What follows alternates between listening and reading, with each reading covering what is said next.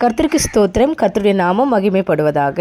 நீ வருகையிலும் ஆசிர்வதிக்கப்பட்டு இருப்பாய், நீ போகையிலும் ஆசிர்வதிக்கப்பட்டிருப்பாய். உபாகமும் 28வது அதிகாரம் 6வது வசனத்தை நம்ம வாசிக்கும் பொழுது இந்த ஆசீர்வாதமான வார்த்தை நமக்கு எவ்வளோ சந்தோஷமாக இருக்குது. ஹல்லேலூயா, கர்த்தருக்கு ஸ்தோத்திரம். அப்போது இந்த ஆசீர்வாதம் யாருக்கு அப்படின்னா, தேவனுடைய ஜனத்திற்கு, தேவனுடைய பிள்ளைக்கு. ஆமென்.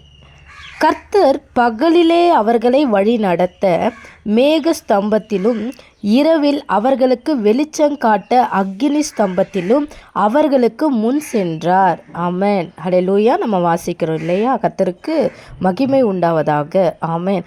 கர்த்தர் நமக்கு முன் செல்லும் பொழுது வலதுபுறம் இடதுபுறம் நம்ம சாயக்கூடாது, வலதுபுறம் இடதுபுறம் பார்க்கக்கூடாது, பின்னிட்டு பார்க்கக்கூடாது. ஹல்லேலூயா.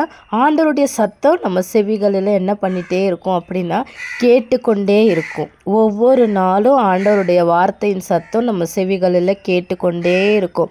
நீ எந்த இடத்துக்கு போகிற, நீ எந்த இடத்துலேருந்து வர, எந்த இடத்துல இருக்க, அப்போது நீ வருகையிலும் ஆசீர்வதிக்கப்பட்டு இருக்கணும், போகையிலும் ஆசீர்வதிக்கப்பட்டு இருக்கணும். அப்படின்னா நமக்கு முன் செல்லும் கர்த்தருடைய சத்தத்தை, நம்மை சுற்றிலும் சூழ இறங்கி பாதுகாக்கிற நம்முடைய தேவனுடைய சத்தத்தை கவனமாய் கேட்கும் பொழுது, இதுதான் வழி, நான் தான் வழின்னு சொல்லி ஆண்டவருடைய வார்த்தையினுடைய சத்தத்தை கேட்கும் பொழுது நமக்கு ஜீவன் உண்டாகும், நம் வாழ்க்கையில் ஆசீர்வாதம் உண்டாகும்.